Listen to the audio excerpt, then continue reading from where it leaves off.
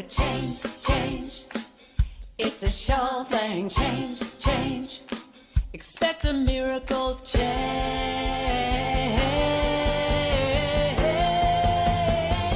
Watch me change when you change the way you look at things. The things you look at change. When you change the way you look at things, the things you look at change. When you change the way you look at things, the things you look at change. When you change the way you look at things, the things you look at change. Now do do do do do do change. Do do do do do change. Do do do do do change. Do do do do. The views and opinions of our guest and hosts do not necessarily reflect those of New Thought Media Network, or any organization we may be affiliated with. Here at New Thought Media Network, we welcome freedom of speech and courageous conversations. There are many topics that can be difficult to navigate. Challenging the status quo and engaging in lively debate is important to expanding our understanding of one another, and life in general. Creating a peaceful world doesn't happen because no one disagrees, it happens from a willingness to understanding one another. In our programming, we strive to expand consciousness and assist people in creating remarkable lives. Your comments are welcome at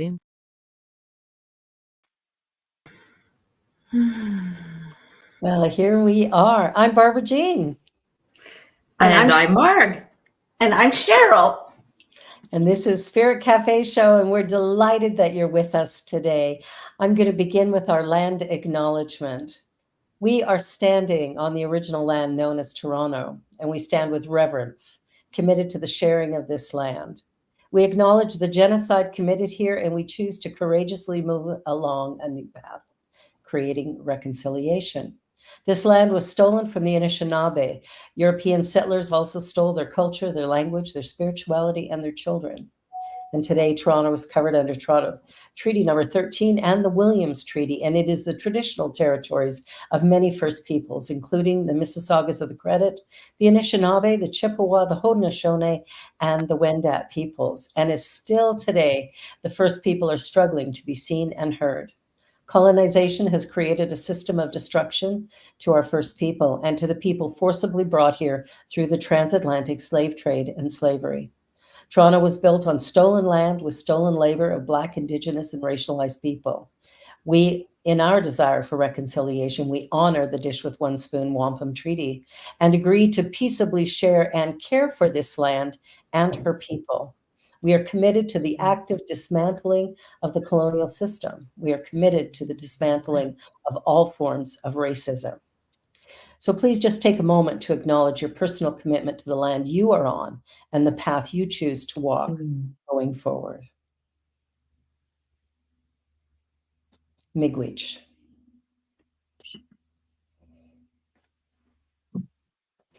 Thank you. Thank you, Barbara. Well, today it is my privilege to introduce our dear friend, Paul Ottmann.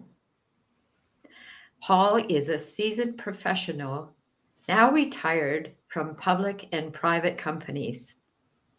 He's an executive MBA, a certified leadership coach. He's an openly gay leader. He's a Reiki teacher, a medium, a yoga student. He fosters dog with his partner and babysits. No, he pet sits. Since retiring, he's opened his private company, Joseph Paul Management Consulting. He has his own podcast. Paul had a profound spiritual awakening and has chosen to live life authentically. Welcome, Paul. Hello, everyone. Hi. Hi, Paul. Hi, Great to have Paul. you here today. I'm sorry, Cheryl. I said, great to have you here today. Thank you for joining us. It's a pleasure. Thank you for having me. It's the first time I heard that you're a medium. I did, yes. I worked as a professional medium trained through the Spiritualist Church of Canada for many years when I was Wow. still residing in Ontario. Oh, Mhm. we'll have to give you a private call to see how we're doing with our show and what the future looks like. Perfect. I can do that for you. That sounds great. So today's our title of our talk is Living with Purpose and Passion, Unveiling the Path to Fulfillment. And when Marg introduced you, she mentioned you had some kind of awakening or some kind of spiritual experience. Do you want to tell us a little bit more about that? Of course. So it would have been the late 90s, early 2000s. Had a great career, working lots, head of the credit union and president of a union, had a job in a manufacturing company, had an incredibly beautiful house, multiple cars in the driveway. And I came home one day and I closed the door behind me, and there was this massive echo in the house and in my head. And I thought, well, this isn't happiness. And I thought, you know what, Mm. great. I've got this beautiful house. I've got all this great furniture. I've got beautiful cars. I travel. And to the outside world, it would probably appear that I was very successful and Mhm. therefore happy. And I just remember thinking to myself, this is not happiness. And Mhm. I began a process of shedding a lot of material stuff.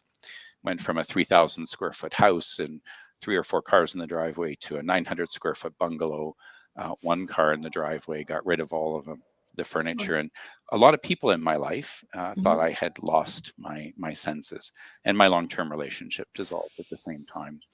And I lost a lot of friends. But in Mhm. that process, that was my spiritual awakening to the realization that there was more to life than what truly met the eye. And happiness is an internal emotion. And if I wasn't happy with myself, then I couldn't be happy with anyone around me or anything. So Mhm. truly began this journey of what brought purpose and passion to my life and happiness. And what unfolded is I actually, in the midst of a fairly deep depression at the time, went to a community meditation class, Mhm. back to yoga. And I met this person that was leading the class, Valerie Pickles, and she introduced me to spirituality, to Reiki, to a number of things. And my life did a 180 back then. Wow, Mm. that's amazing. I love hearing things like that. Yeah. Barbara? No, it's remarkable. It's interesting how life shifts back to what really matters, and it's never about stuff. It is It's not. never about money. It's never about the title. It's always that inner something something that gets us out of bed in the morning. Correct. Mhm. Mhm. Yeah, some people refer to that as our mission. Cheryl, I believe that's your key word, and of course, one of the ones I often use is purpose and passion. So, what Well, is my purpose, and what brings me passion in this life? and it's interesting, Paul, because as you were talking and you said, so, when you started downsizing and all that, you were looking for your purpose and your passion. And in my mind, I thought that became your mission, Mhm. finding your purpose and passion, Correct. Yeah. right? Yeah. And it's actually interesting because at that moment in time, um, it was actually Mark's partner Wendy that I was doing some work for. I painted her entire condo Hmm. for her because she had moved, and as a gift, because we were talking about many different things, spirituality, different organized religions, and um, Wendy had given me a gift to say thank you for painting, and that was to go and see a psychic in Kitchener. And I went, and that psychic, interestingly enough, the first 3 things out of his mouth to me upset me, number one, and then really made me go, that's interesting. Because one of them was about going back to school. And he said, no, no, no, no, that's Hmm. not, because I want to go back to school to be a doctor. And I was in the Mhm. process of getting applying for residency. And he said, no. He said, the politics and the organized structure of medicine will kill you. If anything, he said, you need to go and explore the spiritual path or other modalities of healing. And he went down the list. And I thought, well, who are you and why are you saying this to me? Hmm. And he made me mad, actually. But he was right, because Hmm. shortly after that, I was at a local meditation based community practice. And a woman happened to say something to me about spirituality and all these other different venues, and that began the process in that moment in time. Wow. So Beautiful. Paul, how did you bring this into the corporate world? How did you bring your authenticity, your spiritual beliefs into the corporate world?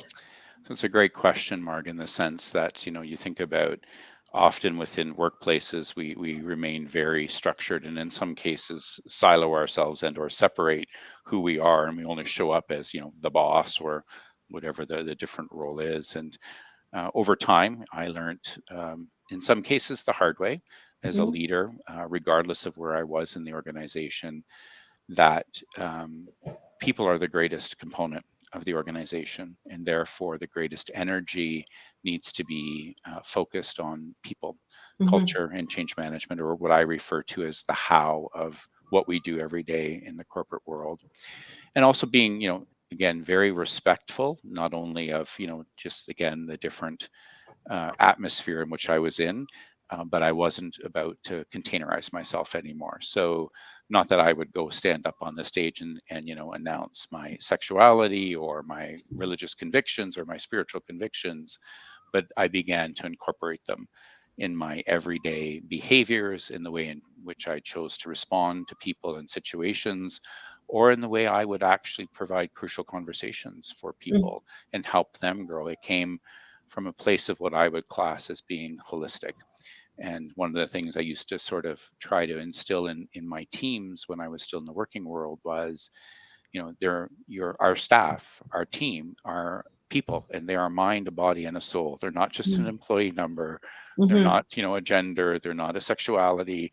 All of those are just labels. You have to look at them holistically and understand them holistically, meet them where they're at, focus on their strengths, their purpose, their mission, not set them up for failure based on weaknesses. And the more I began to unfold that in different environments, and the more I began to lead from that perspective, the more I began to see the outcomes that would happen from it. And those outcomes, in most cases from a leadership team, they were happy because they would see IT or whatever department I was leading do a massive 180, a turnaround. So the what would happen. That's the easy part, right? Project delivery would go up, absenteeism would go down, we could remove costs from operating budgets, all of that stuff would happen. But the reality is the focus was truly on the how, on the organization, on the people. And without doing that, it's a very painful way to get the what, or the business to happen. But it's, again, focusing on the how, the people, was much more beneficial.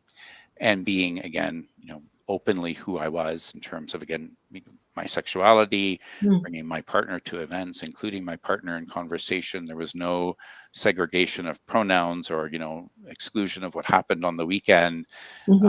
And, being respectful about it in that sense. And, people did eventually find out, in some cases, my spiritual background, because there was different social media posts around, mediumship or healing or different activities. And I would have an open conversation, again, based on the fact that, they may have some questions. So I would respond to those appropriately. But beginning to incorporate that into the work world, really at the ultimate sort of core of it is control, right? Even though I'm in a position of power, so therefore I have control in an environment, it's how I chose to use that. Right? Because that's my choice, how I choose to show up, how I choose to respond to situations, which again begins to reprogram an environment. Because I would get hired and go in departments that had zero culture, the worst employee engagement, right? Just high turnover, and you begin to take a very different approach, or what I call the holistic approach, and then you begin to see the outcomes from it. I mean, that's beautiful, because you're investing in people, and that's what it's all about, right? One of the things I thought about as you were speaking, I don't know where I picked this up as a teenager, maybe because, you have all these I had all these infatuations, and I learned, if you love something, set it free, and if it loves you, it will come back to you. If it doesn't, it never was. It never was, right? It never was meant to be. But I remember learning about holding a cake of soap in your hand, and if you hold it too tight, it slips out. And so that really became my analogy as well of that control and holding onto things too tightly. You actually are going in the opposite direction of what you're trying to achieve when you try and control things. So I love that you open things up, which is how I hear looking at people holistically. And you must have had to do that for yourself as well, right? You've got to develop that in yourself at the same time. I'm also, a human, mental, physical, and spiritual in order to go there. Correct. So that's a very good point in the sense that you think about there's really only two types of emotions or two different places where people react from, love or fear, right? So if you're hanging on to that bar of soap, you're trying to control it. It's your ego, and you're living potentially in fear of losing that bar of soap or it's slipping out of your hand. So it becomes really important to hang on tightly and do whatever you can to keep it there. Versus the other side of the equation of allowing it to unfold as it needs to, right? Being, again, you think about the principles even in unity, right? One presence, one source. We are God in motion, right? And I think sometimes we forget that as individuals and leaders is you are God in motion, the God of your understanding, whatever that is, you are the living representation of that. So you have a choice how you want to respond and how you choose to show up with that individual or in that circumstance in that moment in time. And it's actually one of the gaps that I've noticed more and more and more as I got older, as I climbed the corporate ladder, is there weren't leaders that were prepared to operate from a heart-centered approach, to demonstrate vulnerability, to actually be compassionate and empathetic with people. And it just appeared to me, even as my career ended, that the gap was getting larger and larger and larger. And, we've had some other circumstances in society that have happened, COVID, and isolation, many different components, which in my opinion, you needed to have I needed to have a very different social and emotional awareness level of awareness, because now you're looking at somebody on a screen every day, and so much of communication is nonverbal that you would miss potentially a lot of those cues as people became more and more detached from what was happening. And I think it's really important then as a leader to have that level of awareness, social emotional awareness, when you're actually interacting with people. And again, I labeled it, you can label it whatever you want, spirituality, but you are correct, Cheryl. I did a whole heck of a lot of housekeeping and cleaning up my own closet to get where I am. And it is so important. And it's actually one of the reasons why I love doing coaching and mentoring with purpose and passion for leaders now, because I shouldn't say love.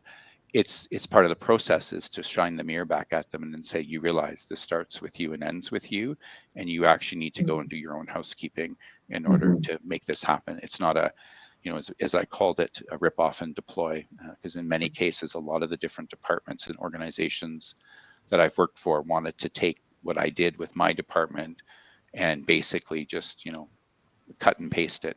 I said, you can do that. You can create your own culture website, your values, how you live your values every day, right? All the work that's been going on. But if you're not prepared as a leader to get down in the trenches with your entire team and show compassion, empathy, vulnerability, and be real with them, because culture knows no boundaries, no hierarchy. It's the white space on the org structure.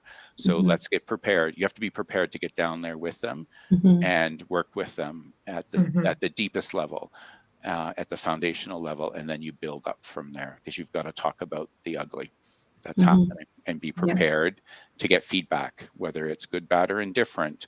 And that's what I used to share with my team is I don't care what you say, I care that you say it, so that at least we can do something about it. Well, and I think it goes back to something you mentioned, I think, in our pre-conversation, which was around parenting. we don't parent with the idea that our children are unique expressions of the one power. We treat them as little beings we're going to forge into something. Correct. And I think if we begin to see them holistically, like you're talking about, then those young people will grow up into adults who can do what you're doing. Correct. Treating people in the workplace like they're of value because they exist.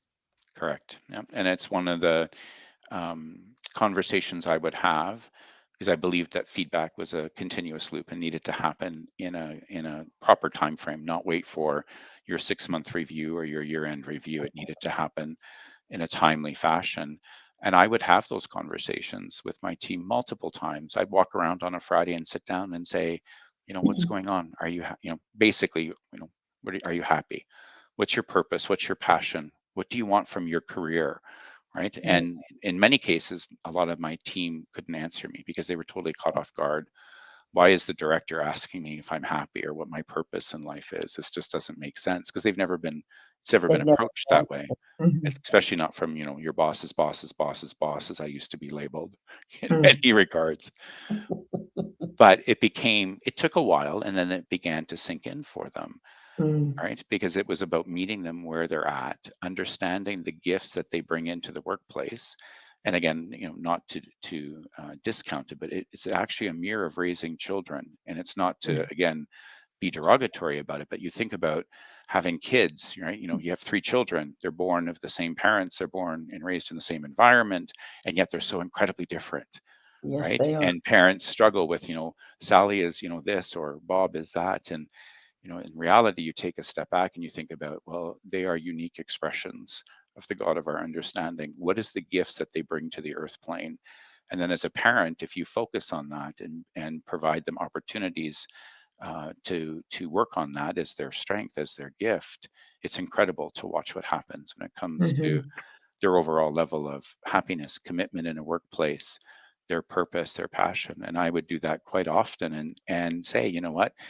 I realize, you want to move over here because it's a higher paying job or it's the title, but you have to remember, a paycheck is only good for the first 2 paychecks, and then it's a short-term motivator, right? The title is what? What does that get you at the end of the day? Nothing. But if you want to connect to, again, your gifts, your purpose, your passion, here's my strategic plan. Here are the jobs that are going to open up over the next 2 to 3 years as we morph and mature the department.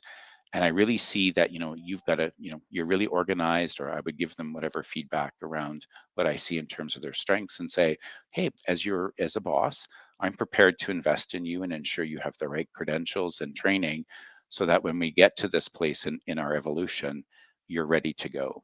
And they would be like, you want to do what? You want to make what? You want to do what investment in me? And because in most cases, people are not acclimatized to having that kind of a leader in their space. And I'm sure we've all had bad leaders, right? And we know what we don't want to be, right? In terms of when we show up in the workplace. And I think for me, oh, go ahead. No. I just have a question for you in a minute. Oh, no, go ahead, Mark, please. So, Paul, you came with a leadership role in companies that I would guess that wouldn't be the normal approach. Correct. So you had bosses over you. Was your approach met with yay, Paul, or not? So my approach is not met with great accolades from the senior leaders. They get hired. I get hired, go in and do a digital transformation, make something happen in our IT department. It's the black hole. It's this, it's that. But when I ask the questions around their investment in people, in culture, and change management, doesn't exist. What have you done for process optimization? How do you run the business? Well, what does that matter? We don't need to worry about that. What about your governance structures in place? Well, we don't worry about that either, right? So technology is the easy part of the equation. I can easily go buy software and implement it. However, to answer your question the long way around, Mark, when it comes to the team that I would build or the team that I would have working with me, incredible.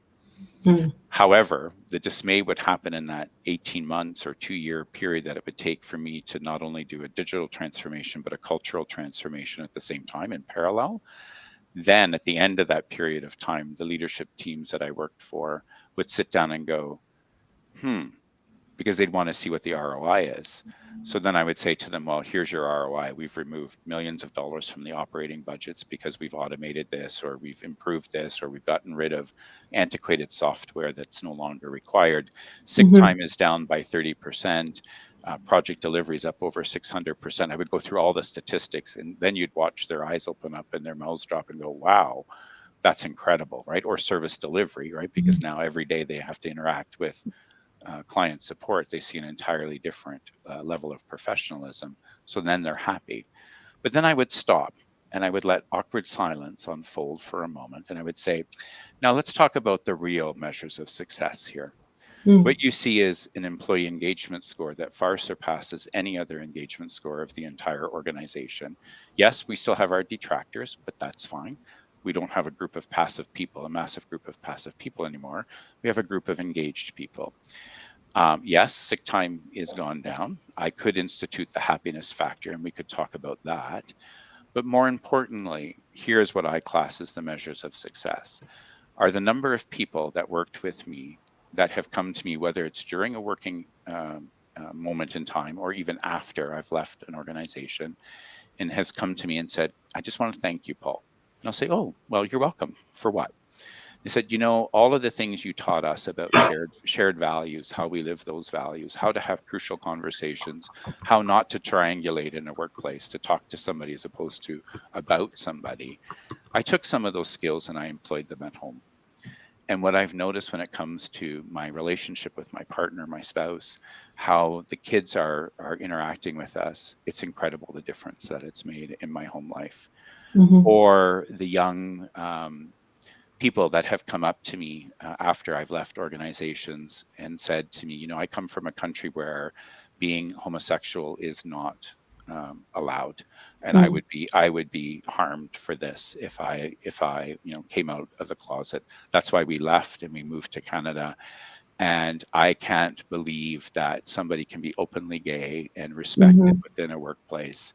And I just want to say thank you for being that role model. So for me, like I'd be careful about what examples I would use in the workplace, but I would say to them, those are the true measures of success. Yeah. Is how people are showing up. The outcomes, you know, the business outcomes, that was going to happen regardless. Yeah. My focus was on the how, on the organization, and how we choose to show up, how we choose to come to work every day, how we choose to interact, how I showed up when under massive amounts of stress. Well, I think you should be teaching at colleges or somewhere, because High schools, yeah, elementary exactly. schools. I did a program here at Conestoga College in Waterloo region, and it was something about management and social services and community services. And I remember doing this business course and reading about subordinates, and I was horrified. Like, for me to use the term subordinate, and I went and I actually complained, because you're talking about a social services nonprofit industry, and you're using the textbook from I don't know when and where, from another business course that is talking about your subordinates under you. And I just thought that was disgusting. And so for me, and this is not so long ago. This is like, I don't know, let's say 8 years ago. So it's the conditioning that we have on how to be and how to think in a management role.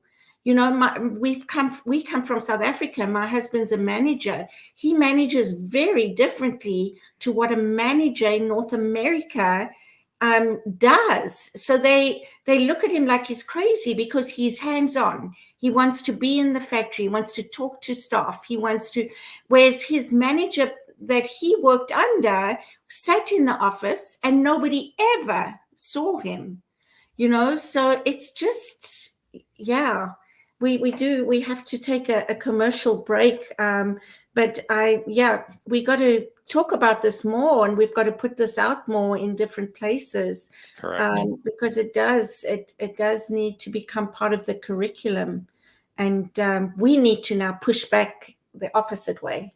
Yep. And it's And true. on that note, we'll take a Oh. short little commercial break, and we'll be right back to complete this conversation. Don't go away.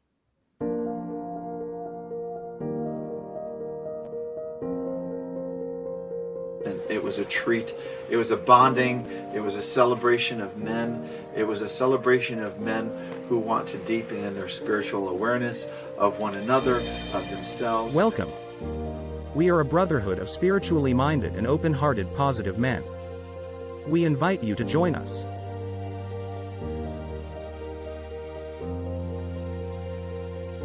And I came in knowing one person, I left knowing all of the group. And I feel like I came in knowing meeting strangers, but knowing and leaving brothers. Come experience the New Thought Men's Gathering, Foundations 2024. Friday, March 15th through Sunday, March 17th.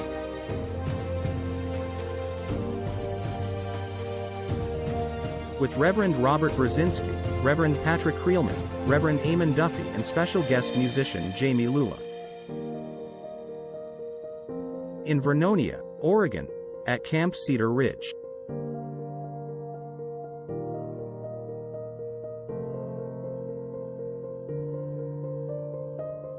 Learn more and register at www.newthoughtmens.community.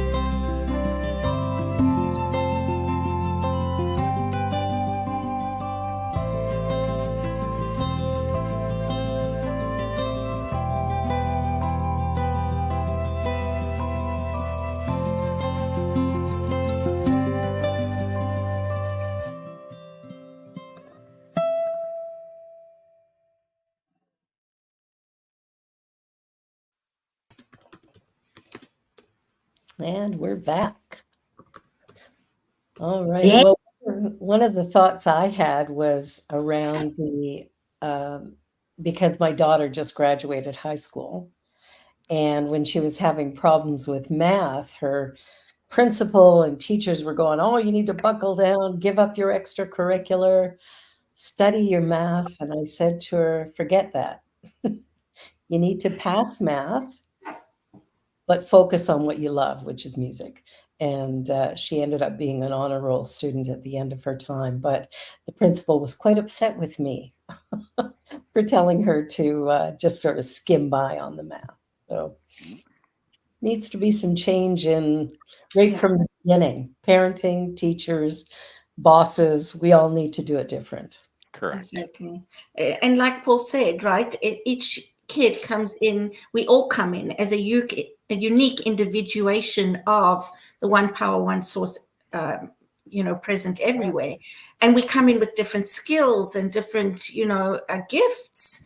And so it's more about developing those than trying to fit a square into a round peg. Correct. Yep. It's very true. Mm-hmm. Yeah.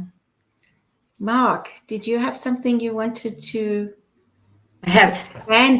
Wally here right beside me. He came and Aw. he's nudging my arm. I can't pick him up to show him to you. Oh. I just wondered, Paul, is there any direction that you would like us to take this conversation right now? Anything, any place you would like to focus on? Did you want to talk about your mediumship, yours? It's actually a good question, good point, Marg. So, I did work as a professional medium for a number of years when I was still in Kitchener-Waterloo doing readings privately and publicly. And of course, I know it is a gift, and I was very careful about using that gift in the workplace because I could look at somebody and again, I be able to sort of get information from multiple different directions around really what's going on for that person. And out of respect, you never read somebody's energy unless they truly ask for it. However, certain things would come forward, and never using it as a weapon, but I would use it as an opportunity to ask curious questions of them to get them to go, well, that's interesting, or get them to rethink, maybe what's going on or how they want to choose to respond to a situation.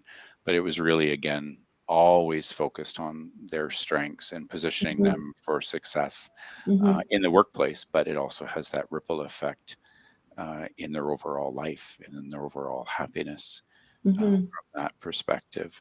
And Cheryl, you made a comment before we went to break about leadership and the changes in leadership and what they're even teaching today in school. And I find it interesting because, there's lots of research about different leadership styles and types. And of course, it's evolving even past showing up as an authentic leader or some of the components that you often hear Brene Brown show about or talk about.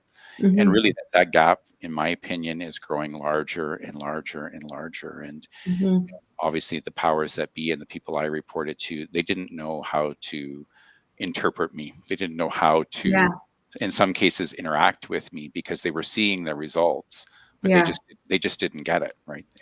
It was a disconnect within them. And there is incredible amounts of interesting research coming out on what they call the ROU now, not their ROI, but the ROU, the return on underinvestment. And it's interestingly being done at a lot of manufacturing facilities in India. And they are quantifying the end result of not engaging with people and not caring, about, again, that's good. the holistic well-being of people and how, you approach them. And I think, well, it's interesting in the sense that I think now in the next decade, as I call it, the old guard, me retire and get out of the working world. What's going to happen? Like what changes are going to happen? Because what I see in the generations coming up is they are all about collaboration. They are all about consensus. They're all about, let's figure out how we work on this together and make it happen. They're not necessarily interested in the fiefdoms, the hierarchy, the red tape. And I could watch the differentiation happen when I was at the city out here. A lot of young people fresh coming out of school, along with the old guard that had been there for a number of years, dedicated their life to public service in a unionized environment. Very different. There was, again, a real disconnect. But for individuals, is their happiness is not connected to work. Exactly. I was just going to say, which is so wonderful, right? The younger generations, the Gen X, Y, Z, they have a different value system. Correct. So it's not just about training, it's about their value system, which I think is wonderful. And so, yes, it is going to pass on and it is going to change because of that. So that's a good thing.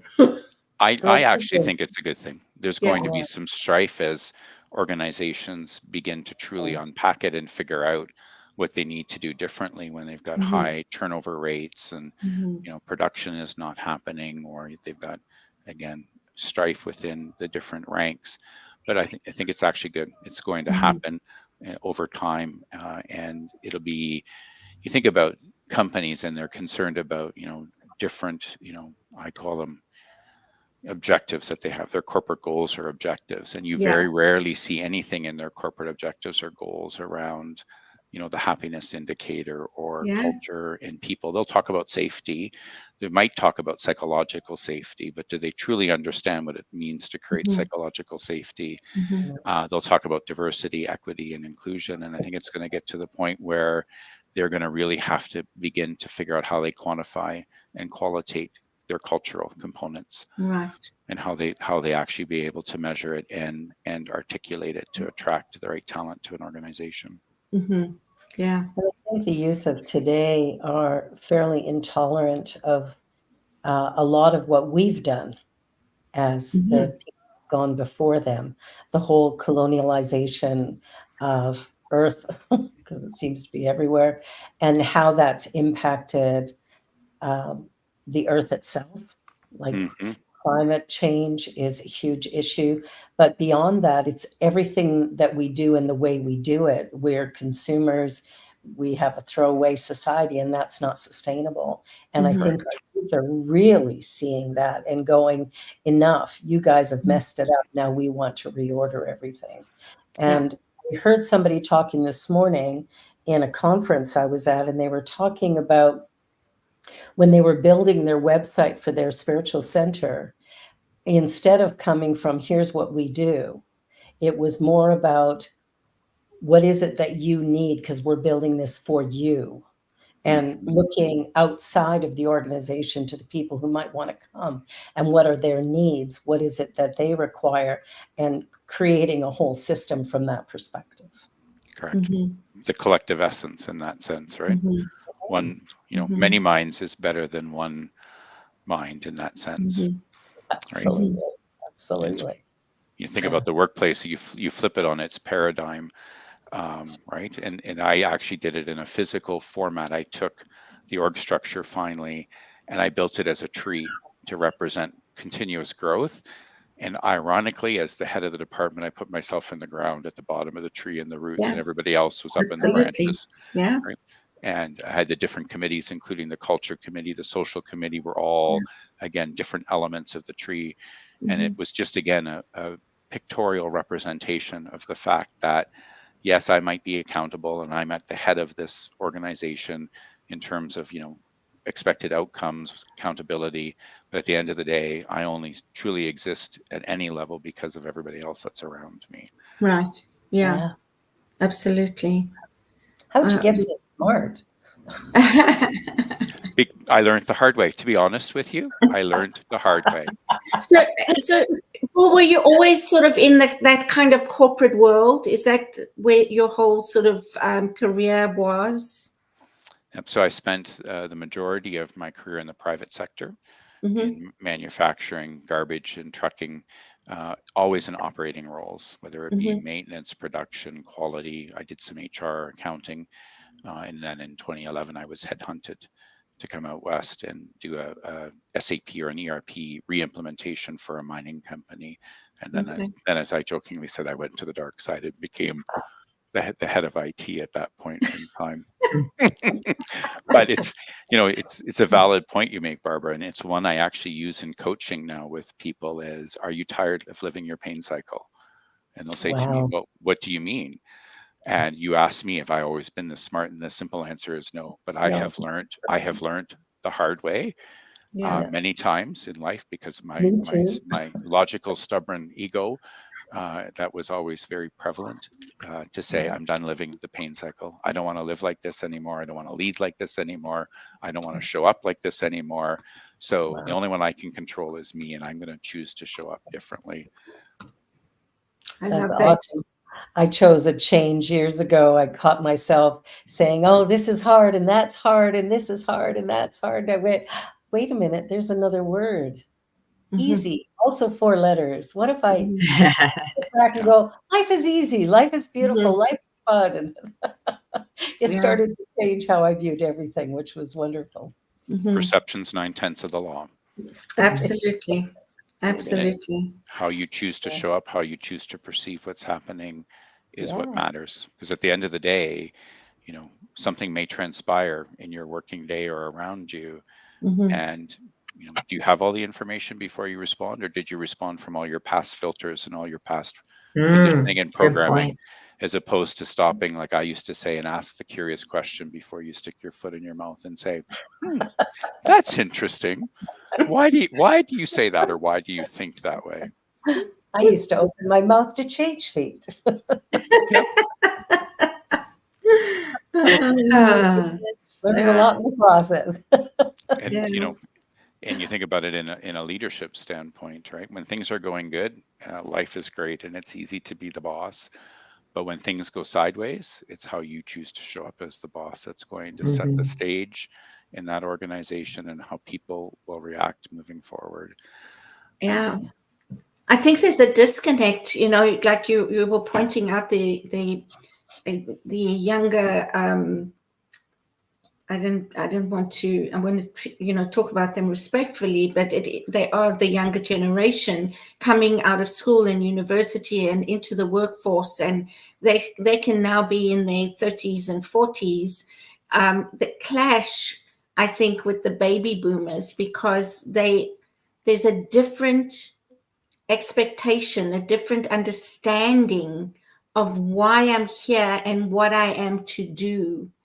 And so I really see that in some places, that there is that sort of disconnect, and how that can affect people. And it's only going to come out in the wash as we get older and out the way. It was for sure a pivotal moment for me in my evolution of my career, when I had a team of 120 people, and I would, not be involved obviously in the hiring, but of course I wanted to meet people as they became part of our team. And, so their first few days they would have coffee with me, or we would sit and have, a break together. And they were my greatest teachers, because I remember being across from some 20-year-olds, and I would say to them, so tell me about you. What are your hopes and dreams? What do you want from your life? And of course, they'd always go thinking career, but I would say, well, no, life. Talk to me about life. And a lot of times I would hear a standard statement of, well, I'm living in my mom and dad's basement. I want to work for a year or two and then travel the world. Yeah. And I would think to myself, okay, as a leader who's accountable, how do I take the fact that this person only really wants to be here for a year, and they're on their way out the door? That's a great example. And the dirty word that I always used to use, and I would get thrown back in my face, is accountable. And it's a very fine line between being empathetic, compassionate, and vulnerable, and holding people to task, to being accountable. And they actually made me sit back and ponder. I remember one individual leaving my office. I had to close my door. I sat there and went, how do I lead when people are not here? They're not engaged. They're not necessarily wanting to be accountable in that level. And then I thought to myself, well, wait a minute, Paul, this has nothing to do about them. This has everything to do about you. It's how you think they should show up. It's how you, it's your work ethic we're talking about here, not theirs. Exactly. Right?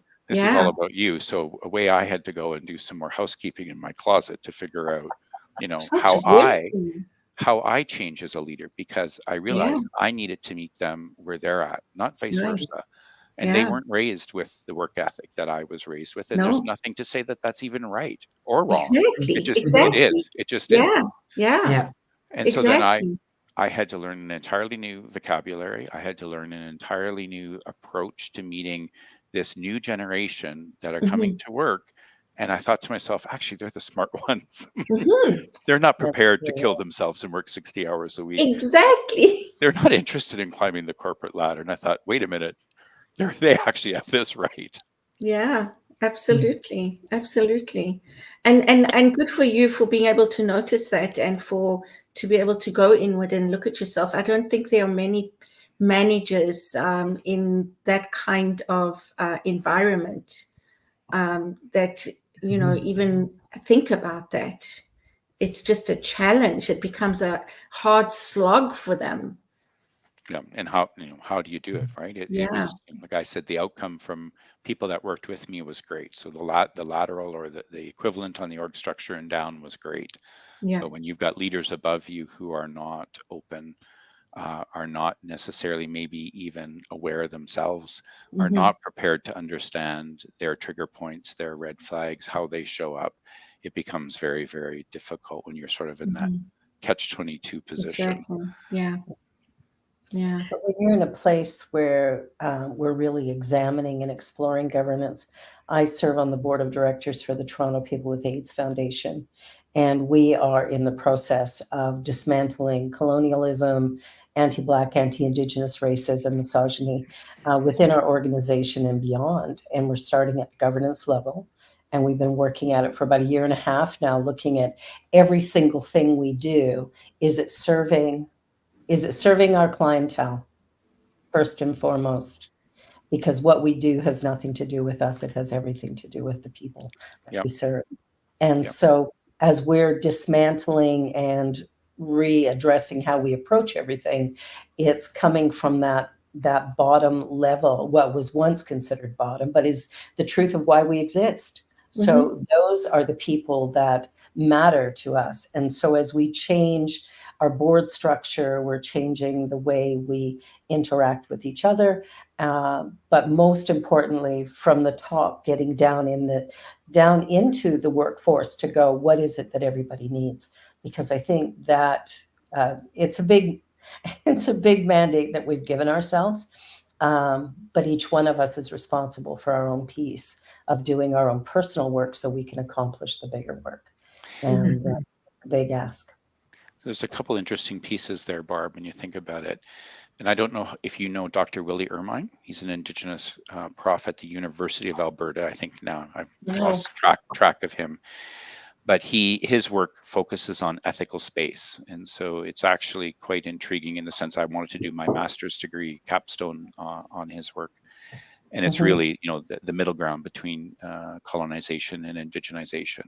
And there are so many aspects when you actually dig into spirituality and way of life within the Indigenous communities that I think are rich for our current situations on multiple levels today. And I really think there's some value in current society or humanity digging back into this, again, ethical space, as Dr. Willie Ermine labels it, and how we bring that in to our everyday living in this respect. And sorry, the second point now, it just actually eluded me. The concept, again, in terms of leading, right, and leading authentically, is very valuable, because the people that are on the front lines, that are doing the job every day, or that are interacting with clients or residents, or the end users of your product, are the ones where you need to focus. And so many leaders, the farther you climb up the corporate ladder, I'm not sure sometimes if it's ego that gets in the way, or they just feel incredibly accountable, and they're living in fear because they're just so inundated by just having to make decisions and being held to task, or they're worried. One thing I realized in my public life is I always said I have 270,000 bosses. Every time I make a decision, the residents of the city of Saskatoon are going to have an opinion. And I'm wondering if that level of accountability commitment almost causes fear to become such a prevalent factor that you're almost afraid to make a decision, when in reality, you have to make the decisions, sometimes the tough ones. But I used to spend a lot of my time out of my office, and I would just wander around and I would talk to people. It's about building relationships. It's about the core of our human existence, which is communication and being present with people where they're at, not, any other level, but let's meet them where they're at. It's about connection. Yeah. Right. We meet them where they're at, and especially as a parent. I have 4 children, and I got it right with the last one. It's, finally able to, when number 3 was, a teenager, I finally had an epiphany. It's not about them, it's about me. Yep. I need to do this differently. So number 4 got the benefit. Yeah, that mirror shines back at us, right? Because we have so many hopes and dreams and desires when we're young. Well, we do throughout our life. Life is evolution, and it's a journey of again, learning and teaching the entire time. We never stop learning. But in some cases, you have your aha moments, and you think, "Oh, why didn't I learn this one a while ago?" Or do you remember when your parents or your wise friend said, "Well, you might want to think about how you show up," and you're like, "Yeah, no, not going to happen." Yeah. If only we were born with some wisdom.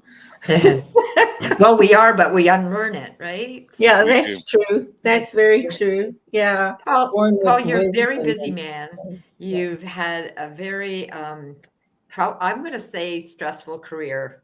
Perhaps, how do you keep yourself healthy and happy? And I know you have a little one on your lap there right now.